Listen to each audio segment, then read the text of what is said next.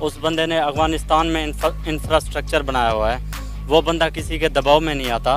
वो बंदा ईरान से ट्रेड करता है, तो उसने अपने कंट्री के लिए बहुत कुछ किया हुआ है।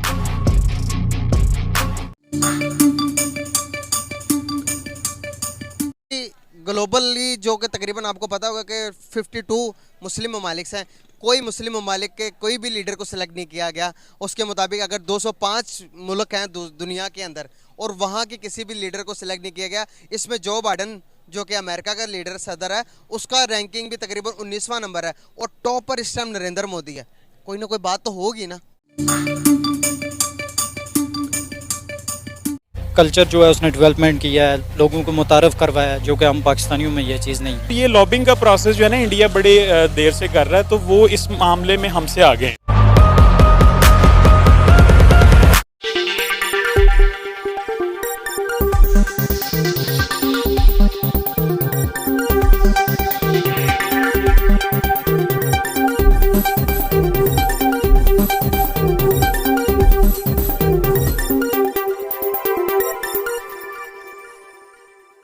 हेलो दोस्तों, भारत और विश्व न्यूज़ चैनल में आपका स्वागत है।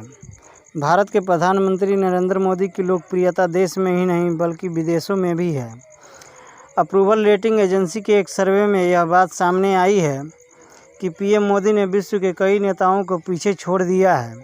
उन्होंने अमेरिका के राष्ट्रपति जो बाइडेन, ब्रिटेन के पीएम बोरिस जॉनसन को भी पीछे छोड़ दिया है। मॉर्निंग कंसल्ट के इस सर्वे में पीएम मोदी की अप्रूवल रेटिंग सबसे अधिक 70% है। सर्वे में दूसरे नंबर पे मैक्सिको के राष्ट्रपति लोपेज ओबाराडोर 66% और तीसरे नंबर पे इटली के पीएम मारियो द्रागी 58% है। जर्मनी के चांसलर एंजेला मार्केल 54%, अमेरिका के राष्ट्रपति जो बाइडेन 44% के साथ छठे स्थान पर हैं। इस सर्वे से पूरे पाकिस्तान में खलबली मच गई है। आइए देखते हैं शानदार और लाजवाब वीडियो, जिस पर मीडिया का क्या रिएक्शन। इंडिया के prime minister Narendra Modi 75% rating के साथ most popular leader of the world करार दिए गए हैं। आपके ख्याल में क्या वो ये डिजर्व करते हैं? जी बिल्कुल डिज़र्व करते हैं, बिल्कुल। अब देखें, वो बंदा उसने अपने कंट्री के लिए बहुत कुछ किया है। जहाँ तक मेरी रिसर्च है, उस बंदे की जो आज़ाद जो खारजा पॉलिसी है वो आज़ाद है। उस बंदे ने अफगानिस्तान में इंफ्रास्ट्रक्चर बनाया हुआ है। वो बंदा किसी के दबाव में नहीं आता। वो बंदा ईरान से ट्रेड करता है, तो उसने अपने कंट्री के लिए बहुत कुछ किया हुआ है। इस वक्त इंडिया में जितनी डेवलपमेंट हो रही है आईटी सेक्टर में, एजुकेशन सेक्टर में या किसी भी सेक्टर में, आप इसका क्रेडिट किसको देते हैं? इसका क्रेडिट ओवरऑल मैं तो ये कहूँगा कि पहले दिन से जब वो कंट्री की बुनियाद रखी गई, तो वहाँ पे डेमोक्रेटिक इंस्टीट्यूशंस जो थे वो स्ट्रॉन्ग थे एज़ कम्पेयर टू पाकिस्तान।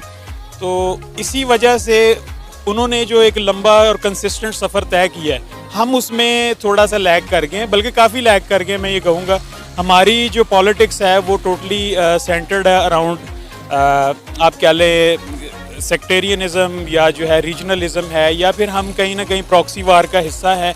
इसीलिए हमें ये कहा भी जाता है कि we are the proxy state of America.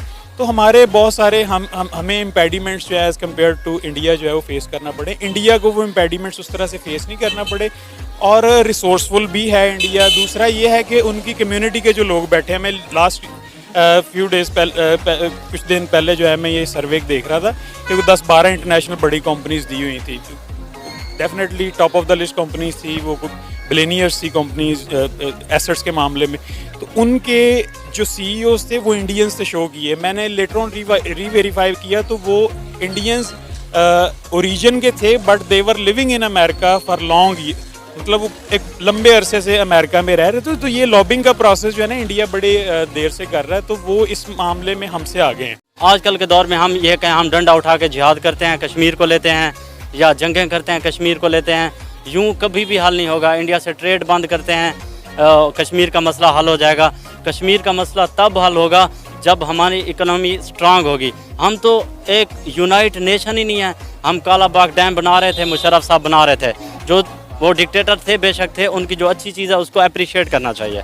वो काला बाग डैम बना रहे थे, वो सिंध की अवाम उठ के आगे हमारा पानी बंद हो रहा है। 2010 में सैलाब आया, अब पूरा सिंध दरिया सिंध बना हुआ है। अब उनको पता नहीं चलेगा कि काला बाग डैम होता, शायद हम बच जाते हैं। तो मेरे कहने का मकसद है, उसने कौम को यूनाइट किया, जब भी कोई कंट्री बनता है तो कौमें यूनाइट होती हैं, देन कंट्री ग्रो करता है। तो हम यूनाइट ही नहीं है, उसने अपनी नेशन को यूनाइट किया हुआ है।